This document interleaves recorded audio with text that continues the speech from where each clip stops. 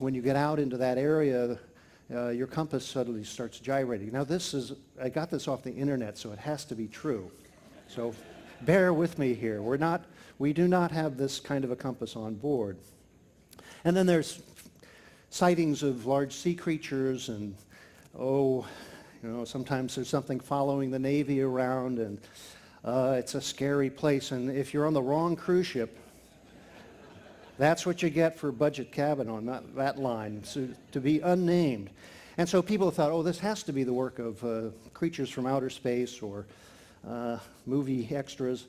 And so there's a lot of speculation about it, but the oceanography is that this part of the continental shelf has a great deal of methane in the seabed, and occasionally it bubbles up. And the nature of gas coming out of the seabed is that small bubbles will join together, make a bigger bubble, and then finally, when it gets to the surface, you can have quite a tremendous belch of natural gas on the sea surface. And if you happen to be going along in your vessel, you can just drop into the hole, and then you're suddenly underwater with no time to put out a mayday or even get off your vessel. And then similarly, when the gas rises out of the seabed and then goes up into the air, there's a change in the specific gravity of the atmosphere, so an airplane can come along and suddenly lose its lift and again drop into the sea with no warning. So that's the danger of this part of the ocean. They have similar phenomena in the Gulf of Mexico, where sometimes the methane and the released protein will actually start a fire on the sea. So these are the curious qualities of this part of the Atlantic. In that area of the south central North Atlantic, recently, a few years ago, this creature was observed by a remote vessel called the Amoeba gromia, and that's a one-celled creature that's the size of a golf ball, and it rolls along in the sediment on the seafloor and lives off of the dust and the particles in there. But this is, fortunately, it doesn't get bigger than a golf ball. And there are also the remnant collections of this called the strombolites, which are a kind of a oxygen-fixing, producing protobacteria. It calcifies the water. It also makes these mounds. And there's some of these famously off the coast of Western Australia. There are a few left in the Caribbean. This is an animal creature, almost a semi-creature, that is said to have produced enough oxygen to have oxygenated much of the atmosphere. And this is before plants produced by chlorophyll the rest of the oxygen that we are used to. So the sea is full of all these kind of very minute creatures. My research vessel is a sail vessel, so we trawl very slowly to collect all of these millions of kinds of zooplankton, phytoplankton, and then have a laboratory to research them. And they are a myriad shapes and kinds, more than snowflakes even. And again, there's a great food chain of the different kinds. This is a zooplankton, so it has a protostomach. It feeds on the phytoplankton. And this is the essence of the food chain in the ocean. And again, it varies quite a bit around the world, but many of these creatures are all over the world. This is a Copepod, which is sort of very microscopic, almost becoming a crustacean. But see, it has a gut, it has tiny little, what they call scilla, S-C-I-L-L-A, which are the motor for its daily migration. When the sun is up, it goes up into feed on the phytoplankton, then it goes down to stay away from predators into the deep and days. And it's like, though it's invisible, it's so small, it is as if we walk 10 miles to work and back every day just by this motion in the ocean. And you get swept around.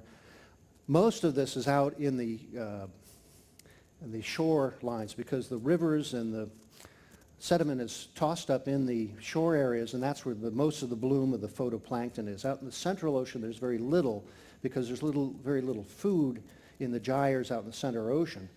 But you can see in the summertime, the North Atlantic has this tremendous bloom of plankton, and that's what then the whales go for and all the other creatures live off of. You can see where we just were, the Bay of Fundy, the Gulf of Maine is a particularly rich area. You see the Chesapeake Bay, all of these estuarial and places where water mixed with the runoff from the land is where this life is at its most abundant.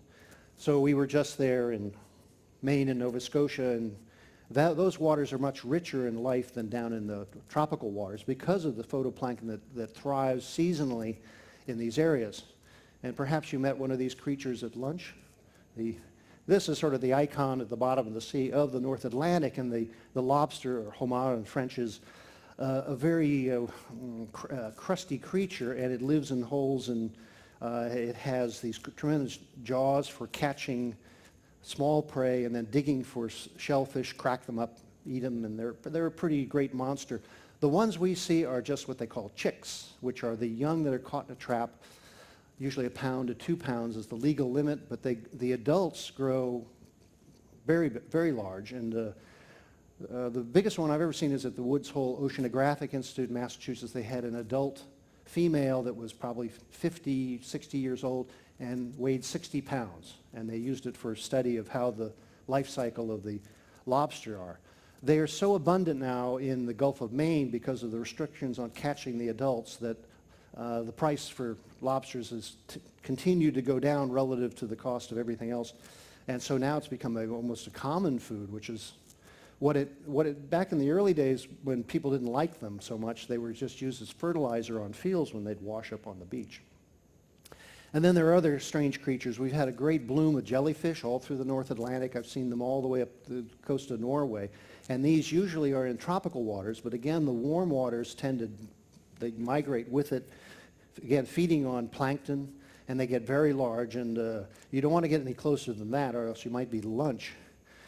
And so the sea was a place of great terror back in the old days for all these, anytime anybody saw these strange creatures down there. And you may remember the old saying, those who would go to sea for pleasure should go to hell for a holiday. Because the old days, it was terrifying to go out in the ocean, and so you'd meet the creatures like this, and sort of this is the sailor's imagination. That's what happened, and if you lived to actually measure them and see how bad they were. And of course, if you know up in the Norwegian Sea, they still say there are kraken down in the water, and they're going to come up and get you if you don't sail quickly enough. And so it's said that sailors who had their ship ruined out here in the Atlantic would be met with eye-gazing creatures down below, and the only recourse was to be saved by a young maiden.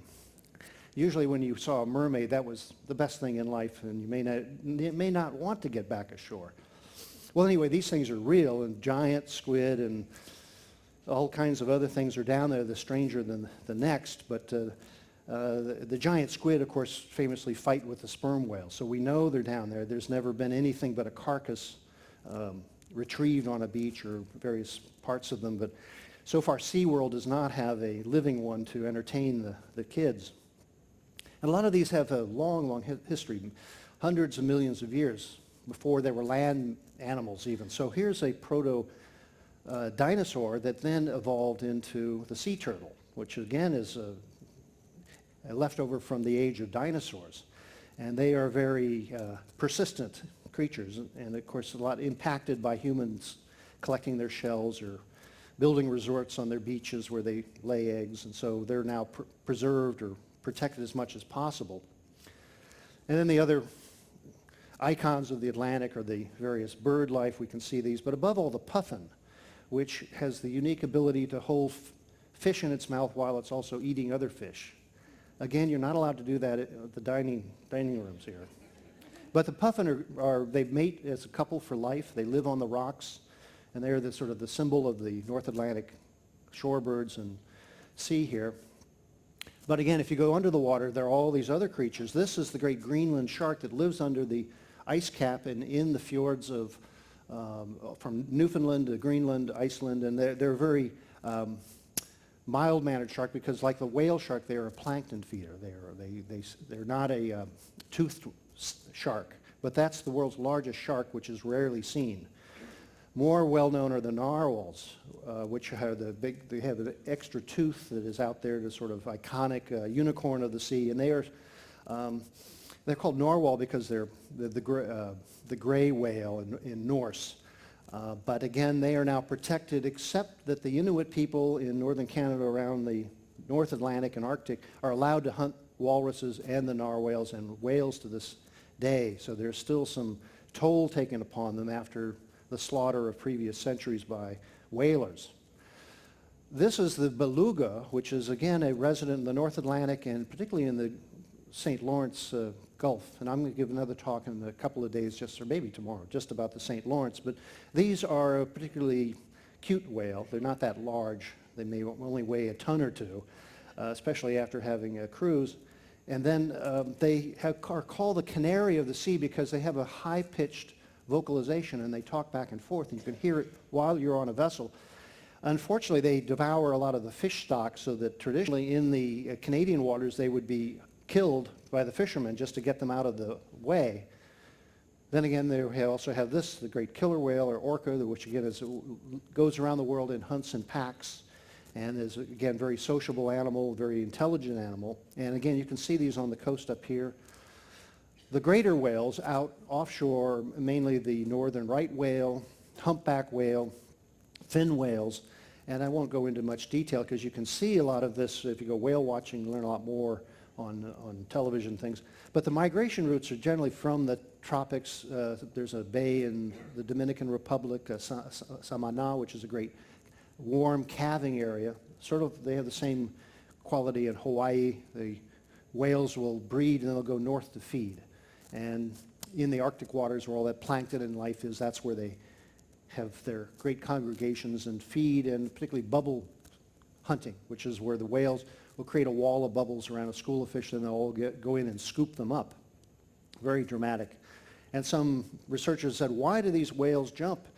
What are they doing? Well, they're coming to get a good look at us because we are such curious creatures, and because they like to jump. Maybe it's to shake off barnacles too, or other purposes, but we don't know. And as we all well know, the whaling industry fairly much decimated all of the Atlantic and Arctic whales, and the only remnant populations are really in the Pacific of any great number. But there are about 700 humpback whales that have survived the slaughter. The Norwegians are still doing it. The Icelanders are still doing it for no great purpose.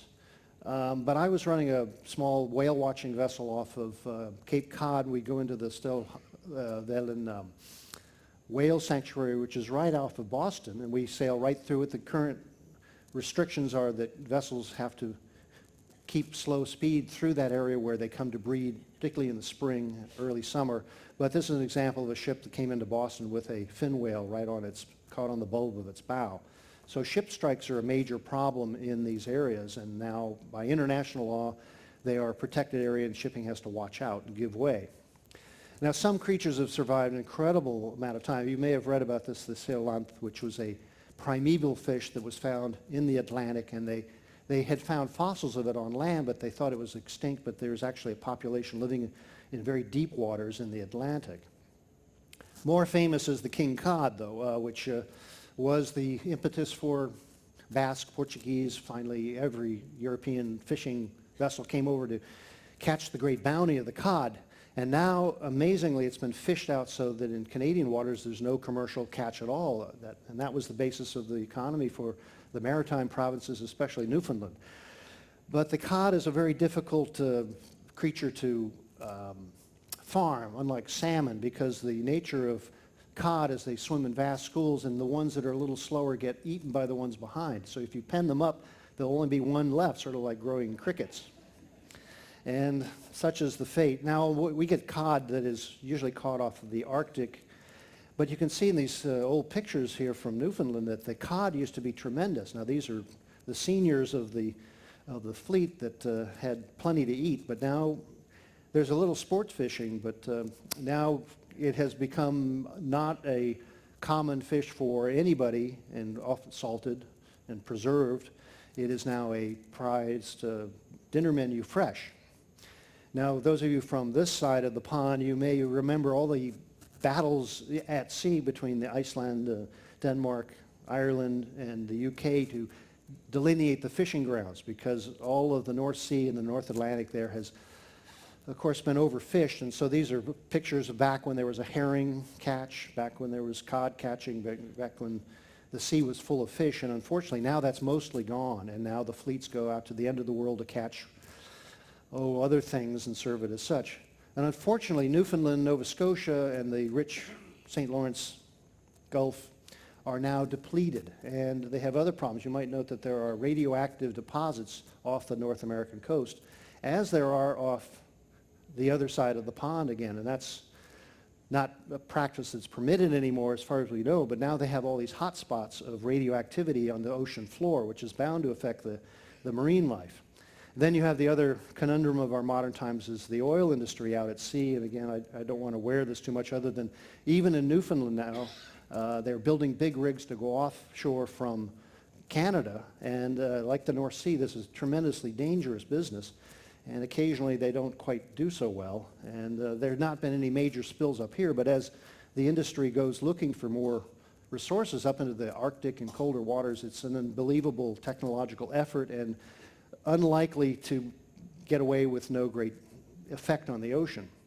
The other effect in the North Atlantic is the constant ship traffic and air traffic. There's some 30,000 planes that cross every year, leading to a kind of pervasive atmospheric pollution that then it can be, along with the ship traffic, there's a skim on the ocean of microscopic grit from all of the engines and the pollution of the ship and the air traffic. And so that's led to restrictions on fuel or changes in the fuel for aviation, also for shipping. Just the ships across the sea create more CO2 emissions than all of Africa. So this is a problem that is being dealt with. The other problem is plastic pollution, and this is dumping into the ocean, which one oceanographer called the new original sin of humanity, is to just use it as a dumping ground. So I've been on islands in the Arctic and places where they're just littered with plastic, and there's gyres, like the Pacific gyre. There's less of a one in North Atlantic. South Atlantic is a very large one. It's this South Pacific. And this is where the currents create an area that is pervasively filled with microscopic now plastic particles. This is, it breaks down, and then it gets into the food chain, and then it ends up in the bodies of all kinds of creatures. So this is another problem. Again, International Maritime Organization now prohibits any dumping, and the problem is a lot of this just runs off rivers, plastic bags, styrofoam. But nonetheless, all these problems are, let's say, to be dealt with, but meanwhile, the Atlantic is still a beautiful place. Now, this is the Pharaoh Islands, if you've been there. And the Atlantic has grand landscape, seascapes, as you are probably well known. Here's a hanging valley of a former ice cap in Greenland. And the changes that we see now are a continuation of changes that have happened over millennia. It's a question of the pace of it and the outcome of it, and not that we fix blame other than to our own civilization, but we have to come up with some solutions. And so the drama of the Atlantic is palpable, especially when you go to these volcanic islands. This is probably one of the most dramatic, which is called Jan Mayen, a Norwegian island off the coast of northern Greenland, which has the largest volcano in the Atlantic, which is now dormant, but if it ever exploded, it sort of looks like a gigantic Mount Fuji covered in snow. And you can land there with the permission of the Norwegian Oceanographic Services. But the border between the North Atlantic and the Arctic is a very dramatic place. This is Svalbard, if you've been up there in Norway. And there's a lot of concern about the Arctic, because what happens in the Arctic will directly affect the North Atlantic, and will affect all of our climate in the northern hemisphere, if not the entire world. So I used to work with a company called Lindblad, which had ice-class ships that would go up to the Arctic and Antarctic. And I have seen myself how much it has changed. And what happens is the warmer it gets, the more open sea there is in the far north, the less reflection from the sun, and then the sun just melts the ice, and then it becomes quickly warmer. And now in Greenland, the erosion of the great Greenland ice cap is measured yearly to the point where it is on its upper reaches, rapidly melting, creating great freshwater flows over the ice cap down into the ocean, and then spilling into the sea, changing the salinity. This can be seen if you go up to Greenland, and then the sea ice is retreating. And you can read all about it, the problem of the polar bears living on the ice edge where they can't get back to the edge anymore to feed on the seals. But they may move down to Florida by the end of it and get in swimsuits, who knows. Of course, the polar bear is curious. It used to be black, and it's a descendant of the black bear that went onto the ice and, as it is, turned its coat white. I was in Greenland a few years ago and took pictures of these fresh bergs that were breaking off. And ironically, the warming of Greenland means more ice is breaking off and getting into the sea lanes. And of course, these are lovely on the surface, but below they are dangerous because 6/7 of it's under the water. It's a great shipping hazard. You can't get close to it except in a Zodiac. And so these come down at certain seasonally, and after the Titanic, they've had air patrols to mark them. Now they can do it by satellite, so all ships get fair warning, and it's these are known well. But this is the ice zone in the North Atlantic, and you notice they've had ones in history that came almost down to Bermuda if they were that big. But most of them were in the Labrador Channel. That's where the dangerous bergs are most of the time. Rarely do they get down so far south. And the other problem of this great changing ocean is, I mentioned the Canaries, where they have active volcanoes, and particularly they were worried about a great eruption that would cause a slide off of the continental shelf. And so this has been one of those places where they're monitored to warn of particularly tsunamis that would stretch across the Atlantic. About 50 million years ago, there was a tsunami that came from this area that then swept over the North Atlantic coast, including Long Island, which has evidence of this great wave that swept the ocean. And then these researchers have found an area that there was a slide about 3,000 years ago where an entire island, which is circled here, slid into the sea. And then, of course, this led to speculation. Were there people there, and was that the origin of the legend of Atlantis? Herodotus is still waiting to know. So those kind of phenomena in the ocean are now, of course, well known after the great disaster in the Indian Ocean a few years ago. And part of the reason why we need to understand this ocean to know what is going on in the future or prepare for the worst. Now, in the worst case scenarios of prediction of this, if the Arctic has a mean lower air pressure, that will make North America colder in the northern stretches, but northern Europe much warmer. And that will, of course, be very comfortable in Scandinavia then. But if it is the other way around and these gyrations of the global climate make higher average air pressure in the far north, that will have the opposite effect where most of North America gets colder, as does northern Europe. And then we don't know. We just don't know how this is going to be. The predictions on sea level rise are now 10 to 20 meters within 100 or so years. And we can see that in our shore communities. Here's the Great Thames Barrier. I've heard there's a plan to build a larger one and to, let's say, try to keep the sea out of our communities along the shore. King Canute would be proud. But in the worst case scenario, this is what northern Europe may look like. That's why it's good to have a house in the highlands. I do. And then this effect, though, I mean, the Mediterranean is a great question, because if the Atlantic comes through the Great Gate at Gibraltar, that may flood all those lovely communities on the shore. And there's been discussion of, again, building a dam at Gibraltar on the Spanish side to North Africa to make a lake out of the Mediterranean, keep the sea out. For how long? This was a plan proposed in the 1920s originally. And of course, if it did rise, it would affect all of, even the Middle East. You see, Baghdad would be underwater. That might cool some of the passions there. But this is speculation, but we can see it happening. In my little town of New York is preparing for the sea rise, and my house I'm going to put on a barge and take around perhaps. And so even Halifax will become part of a new island, and Montreal will no longer have narrows to get to it. So when you're out traveling on the Atlantic, you can see the effects of geology and the dynamic earth and ocean that we are on, and it makes for very dramatic sights on the shore especially.